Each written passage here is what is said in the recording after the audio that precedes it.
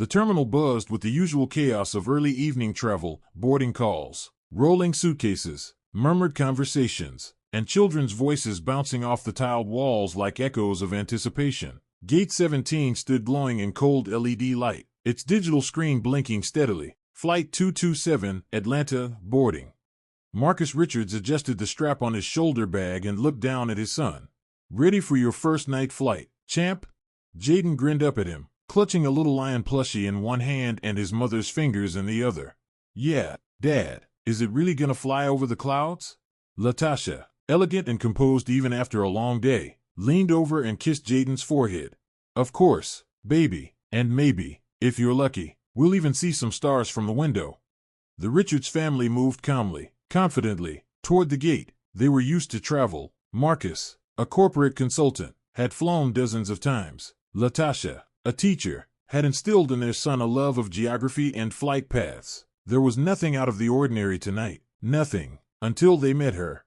The flight attendant stood near the gate podium, arms folded, lips pursed. Her uniform was flawless, hair tied back in a severe bun, and her name tag read H. Whitmore. She looked up and saw them, not glanced, saw them. And in that one look, something shifted. Her jaw tightened, her eyes flickered, and in that subtle moment, the air changed. It wasn't loud. It wasn't overt. But it was there, the weight of judgment. The kind that didn't need words to pierce. Latasha noticed it first. She slowed her pace, her heels tapping softer against the floor. Marcus noticed her hesitation, then followed her gaze to the woman at the gate. She wasn't smiling at anyone.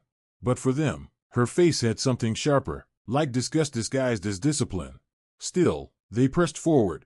Good evening, Marcus said politely, offering their boarding passes. She didn't take them. Her eyes narrowed, and without missing a beat, she asked coldly, "Are you sure you're at the right gate?" There it was.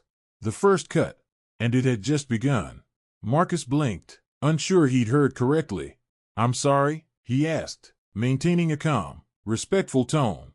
"I said," the flight attendant repeated, her voice sharper, more precise. "Are you sure you're at the right gate?" Her eyes lingered on them, scanning them head to toe like TSA scanners, but this scan wasn't for weapons. It was for doubt, for judgment, for justification. Latasha stepped forward, pulling out the printed boarding passes. "This is Gate 17, Flight 227 to Atlanta. We have seats 14B, C, and D." The attendant didn't look at the paper. She folded her arms. "I'm going to need to verify that." A white couple behind them exchanged glances. Another man frowned and checked his phone, growing impatient, but no one said anything. Marcus's jaw clenched slightly. "Verify it with what?" he asked. "With my discretion," she snapped. "I've seen too many people try to game the system, and I don't care what documents you printed at home until I say otherwise. You're not boarding." Latasha stiffened. "Excuse me? We checked in hours ago. We passed security. Our names are on the manifest. Why are you—" "Ma'am, please lower your voice." H. Whitmore interrupted. "You're beginning to disturb the boarding process." The hypocrisy punched like a hammer. Latasha hadn't raised her voice at all, but the label had already been applied. Disturbing. Unruly. Threatening. Jaden whimpered softly and tugged at his mother's hand. "I want to go on the plane, Mommy." Whitmore's lips curled slightly. "I suggest you step aside. You're holding up the line." Now the whispers began. "She's got a point. Maybe they're on the wrong flight." This is what always happens. No one used the word black. No one said it out loud. But everyone knew. And the silence of the onlookers screamed louder than words. Latasha's hands trembled as she took out her phone. "I'm calling Delta Corporate," she muttered. "You do that," Whitmore said, smirking, "but don't expect the plane to wait." Marcus stepped between them, his voice steel now. "We are boarding this plane. You don't get to decide that based on how we look." And finally, Whitmore snapped. She leaned closer and hissed, "You people are not getting on this plane. Not while I'm in charge. You people." 3 words that carried centuries of history. 3 words that struck like a slap. Let's take a short pause. If you're watching this, let us know in the comments, where are you tuning in from? Have you ever experienced something similar, or seen someone else go through it? We read every story, and if this touched you in any way, don't forget to subscribe so you never miss the next one. Now, let's continue. The family stood frozen. People were boarding around them. brushing past their still bodies like they weren't even human, like they were statues in someone else's museum. The moment stretched, it twisted, and then it broke. A loud sigh behind them. "Oh, come on," someone groaned. "They've been standing there for 5 minutes." A woman added, "This is ridiculous. Some of us have connecting flights." Marcus turned his head. Dozens of eyes on them. No empathy, no curiosity, just irritation, directed at them, not at the gate agent wielding power like a weapon. Latasha clenched her phone tightly. "I'm on hold with corporate," she muttered to Marcus. But before he could respond, Whitmore raised her voice. "Attention, passengers of Flight 227, she announced. "We are experiencing a slight delay due to an issue with unverified passengers. Please be patient while we resolve it." Unverified. The word was poison. It echoed through the gate like an accusation, as if they were frauds, trespassers, illegitimate. A white man in a business suit muttered, "Figures." A teenager behind him laughed. "Always a problem." Jaden began crying quietly. Latasha knelt beside him, holding his face in her hands. "It's okay, baby, we're okay." But she wasn't okay. Her knees were trembling, her heart felt like it was inside her throat, and she could see what was happening, what they were doing. They were isolating them, framing them, turning the crowd into a jury. Marcus looked back at Whitmore. "We've done everything right. You're punishing us because of our skin. Admit it. I don't have to explain myself to you," she snapped, then grabbed her walkie-talkie. "Security to Gate 17. Those words hit like a punch to the chest. Security. The word didn't just mean enforcement. It meant escalation. It meant risk. It meant danger. And suddenly the stakes felt real, terrifyingly real. Marcus reached for Latasha's hand and squeezed it. "I need you to stay calm," he whispered. "Don't let them twist this." More whispers in the crowd. "Here we go. Time to film it. Bet it goes viral." She probably had an attitude. A man lifted his phone and began recording. Another followed. Then a third. And just like that, the narrative began to fracture. Not completely, not yet, but a crack had formed. Someone, somewhere, was watching, and now, they had proof. The airport echoed with soft announcements and the rolling of luggage, until the heavy stomp of boots cut through the air like a blade. 2 uniformed security officers appeared at the end of the gate hallway. Tall, white, armed. They walked straight toward the black family as if there was no question who the problem was. Latasha instinctively stepped in front of Jaden. Marcus squared his shoulders, but he felt the weight of 1,000 years pressing down on his back. He knew this moment. He had lived it in his father's stories, seen it in headlines, felt it in every nervous glance from white strangers. "Sir," one of the guards said, voice firm, "we need you to come with us." "For what?" Marcus's voice was calm, controlled, but inside, he was shaking. "What exactly have we done?" Whitmore stepped in like a vulture circling wounded prey. "They failed to verify their boarding status. They raised their voice. They're causing disruption." "That's a lie," Latasha cried. "We showed our tickets. We were never loud." She's the one who yelled. The guards didn't care. Not about the truth, not about witnesses, not about the child gripping his mother's leg in terror. They reached for Marcus. Jaden screamed, "No, don't touch Daddy." The scream pierced the terminal like glass shattering. Phones went up. More people began filming. Someone muttered, "This is messed up." Marcus instinctively pulled his arm away, not to resist, but to protect himself. But the movement was enough. The second officer grabbed him hard and twisted his arm behind his back. "Hands where I can see them." "He didn't do anything," Latasha screamed, her voice raw. "Stop." A third officer appeared. They hadn't even asked questions. They hadn't checked the ticket. They had already decided he was guilty. Jaden sobbed, face buried in his mother's stomach. And Latasha, trembling, furious, terrified, snapped. She stepped in front of Marcus, her voice breaking, "You're hurting him. My son is watching you arrest his father for nothing."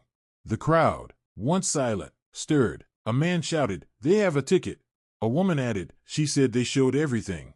But Whitmore turned, red-faced and desperate. "They're being hostile. They're making a scene." The scene was already made. And that's when the woman in the blue sweater stepped forward. Phone still recording. She spoke loudly. "My name is Vanessa Green. I'm an attorney, and I've been standing here the entire time. This family did nothing wrong." The pause that followed was seismic. The officers froze. Whitmore turned pale. And Jaden looked up, eyes wide and wet, clinging to his mother. Something had shifted. Maybe not justice, Not yet. But the lie had cracked. And everyone was watching it fall apart. It started with one post. Just one. A blurry phone video, 37 seconds long, uploaded by a woman named Kayla McIntyre. The caption was simple: "Flight attendant refuses to let black family board. This is what happened when security showed up." This child was forced to watch it. In less than 20 minutes, it was shared 1,000 times. By the hour mark, 20,000. By the second hour, it had crossed 1 million views. Because in those shaky frames, the world could see what words had never quite captured. Marcus's calm face as he tried to reason. Latasha's scream. The sheer terror in Jaden's eyes. And finally, the voice of the woman in the blue sweater, Vanessa Green, declaring the truth for everyone to hear. The internet didn't need a verdict. It already had one. On board the plane, chaos unfolded in reverse. Whitmore sat rigid in her jump seat, her fingers trembling. The lead steward leaned over, whispering, "They're talking about grounding the flight." "What?" "The video. It's spreading. Legal is involved now." Whitmore's face went pale. "That lawyer, Vanessa, who the hell is she?" "A civil rights attorney," someone muttered. And in the cockpit, the pilot had just received word from air traffic control: "Hold at gate. Flight temporarily delayed." The passengers murmured. Whispers filled the cabin. A few people pulled out their phones, reading headlines in real time. Breaking: incident at JFK, black family detained without cause. Civil rights lawyer intervenes in airport confrontation. Airline under fire after viral video. Every minute, another update. Hashtags formed like wildfire. Hashtag let them board. Hashtag flying while black. Hashtag Whitmore exposed. In the terminal, Marcus and Latasha were finally seated in a side room with their son. The guards who had twisted Marcus's arm were suddenly careful, polite. One offered him water. Another apologized if there was a misunderstanding. Latasha didn't speak. Her eyes were empty. Marcus stared at the wall, jaw clenched, holding Jaden against his chest. His son had stopped crying but still shook every few minutes. Then the door opened. Not a guard, not security, but a woman in a navy blue blazer, with a plastic smile and a badge reading, "Corporate Liaison, Silverwing Airlines. Mr. and Mrs. Johnson, hi. I'm Meredith from the Executive Response Team. We're very sorry about the inconvenience. This is clearly a misunderstanding and we're investigating the matter thoroughly." Marcus didn't even blink. "Are we under arrest?" "What? No, of course not. In fact, we'd like to offer you upgraded seats on the next flight, first class, on us." Latasha finally looked up, voice dry. "Because of the bruises on my husband's wrist? Or because you've been trending on Twitter for 2 hours? The woman hesitated. She knew. She had seen the video. They all had. And Silverwing Airlines was already hemorrhaging credibility. But Marcus stood slowly, placing Jaden in his mother's arms. "We're not taking your offer." "Excuse me?" He looked her in the eyes, voice steady. "You don't get to silence us with cushions and free drinks. We'll pause for a moment here. If you've been enjoying the story so far, feel free to hit the subscribe button and stay tuned for more. Your support means the world to us. We'd also love to hear from you in the comments. Where are you listening from? Has anything like this happened to you? Let us know your thoughts. But don't worry, we're not done yet. Let's continue the story." The chaos had reached a fever pitch. Silverwing Airlines had never seen anything like this before. The story had gone from a viral incident to a full-blown media storm. The news outlets were in overdrive. Reporters were camping out at JFK Airport, and interviews with passengers, family members, and lawyers were airing on every channel. Marcus and Latasha were the face of something much bigger now. It wasn't just about the incident anymore, it was about justice, about the very systemic issues that were plaguing this country. The hashtag let them board had become more than just a trend. It had become a symbol. Vanessa Green, the civil rights lawyer, had secured multiple interviews with news outlets. She was fierce, articulating the outrage that people across the world were feeling. Every word she spoke seemed to spark a new wave of support, each one more vocal than the last. The pressure on Silverwing Airlines to do something, anything, was suffocating. The airline tried to salvage its reputation by offering compensation to Marcus and his family, but Marcus wasn't having it. The promises of luxury flights, apologies, and a chance to move on were nothing compared to the battle they had already started. "You're not buying us off," Marcus told the airline's representatives in a televised interview. "You can't just throw money at a problem that's been around for decades." The phone rang in the Johnson household early one morning. Latasha picked it up. "Hello? It's Vanessa," came the voice on the other end. "We've got them, Latasha. They're going to settle. But this isn't just about you anymore. It's about the whole system, the injustice." Latasha felt a tear slip down her cheek as she handed the phone to Marcus. He listened, his expression stone cold. His anger had turned into resolve. And now, more than ever, he felt the weight of everything, his family, his history, and the countless others who had been wronged. They'd won, but the real victory wasn't in the settlement. A press conference was scheduled, and the world watched as the Johnsons stood alongside Vanessa Green. The room was packed with cameras, journalists, and reporters. But for the first time, Marcus felt something he hadn't felt before: empowerment. "This isn't just about one airline," Vanessa began, her voice strong and unwavering. "This is about a culture of racism that thrives in the most unexpected places. It's about systemic oppression, and it's time we started holding people accountable." Marcus took the microphone, his eyes fixed on the crowd. He took a deep breath. "We don't want their apology. We don't want their money. We want change." His words echoed in the silence that followed, a silence filled with the weight of the truth. The aftermath was swift. Silverwing Airlines was forced to publicly apologize to Marcus, Latasha, and Jaden. The airline CEO gave a speech about learning from their mistakes and taking steps to create a safer, more inclusive environment for all passengers. But no one believed the rhetoric anymore. The company's reputation had been irreparably damaged. Marcus and his family weren't just survivors of a terrible incident, they were symbols of resilience, of the fight for equality that was long overdue. People from all over the world rallied behind them, some starting petitions, others organizing protests. It became clear that their fight wasn't just a singular event, it was part of a larger movement. In the weeks that followed, Marcus received an unexpected call. It was from a prominent politician who had seen the interview. "You're making waves," the voice on the other end said. "I want you to know that your fight won't go unnoticed. We're going to help push for real change, legislation that forces companies to address these kinds of issues head on." Marcus smiled, but it wasn't just for him. It was for the countless people who had never had a voice. It was for every person who had ever been marginalized, ignored, or silenced. And as the months passed, the Johnson family lived with the satisfaction that they hadn't just been part of a story, they had changed the narrative.